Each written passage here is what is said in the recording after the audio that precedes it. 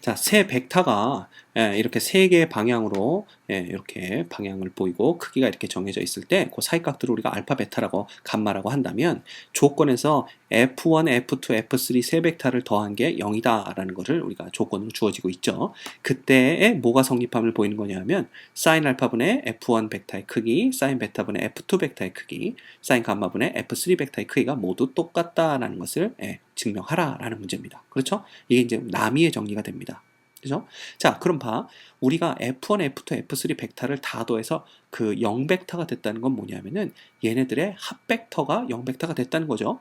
그렇다면 우리가 그 벡터의 합을 구하는 것 중에 꼬리에 꼬리를 무는 거 있는 거 알죠? 그죠? 그게 무슨 얘기냐면 꼬리에 꼬리를 물었을 때 그 벡터의 합이 0이 되려면 바로 출발점에서 다시 끝나야 된다는 얘기가 됩니다. 그럼 쉽게 말하면 뭐냐면 바로 이렇게 그릴 수가 있는 거죠. 봐.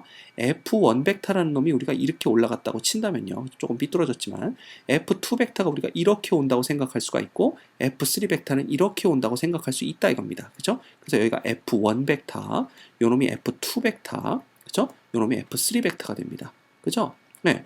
그래서 봐. 출발점에서 꼬리에 꼬리를 물면서 벡터를 따라가다 보면 다시 출발점으로 돌아오게 되죠.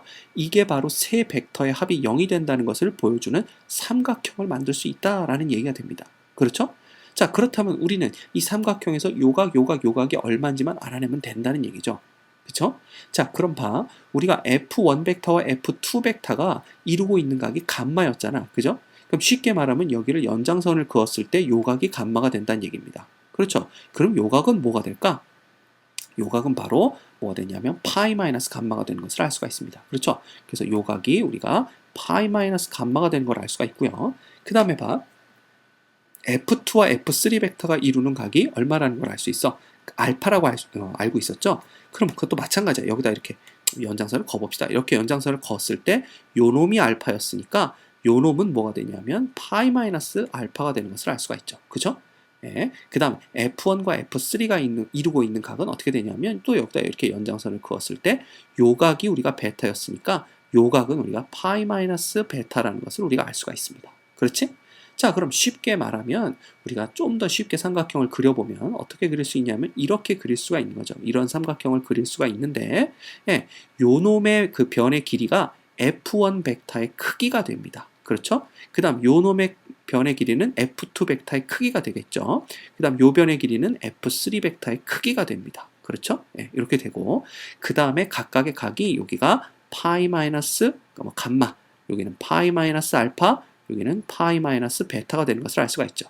그럼 우리가 요 삼각형에서 소위 말하는 사인 법칙을 쓸 수 있다라는 겁니다. 그렇죠? 자, 사인 법칙을 써보면 어떻게 됩니까? 요게 사인 모분의 사인의 파이 마이너스 알파 분의 뭐가 그 대변의 길이 F1 벡터의 크기가 그죠? 요 놈이 사인의 파이 마이너스 베타 분의 그 대변의 크기가 얼마입니까? F2 벡터의 크기 내려옵시다. 그러면 사인의 파이 마이너스 감마분의 그 대변의 크기 F3 벡터의 크기라는 것을 우리가 알 수가 있죠. 그죠? 그런데 여러분들 잘 알고 있겠지만 사인의 파이 마이너스 알파가 사인의 알파와 똑같습니다. 그렇죠? 결국은 이게 증명이 되잖아. 사인 알파 분의 뭐는 그 대변의 길이 F1의 벡터는 그죠? 사인의 베타 분의 뭐가 되는 거야? F2 벡터의 크기는 사인의 감마 분의 뭐가 F3 벡터의 크기라는 것을 우리가 쉽게 증명을 해낼 수 있습니다. 됐죠?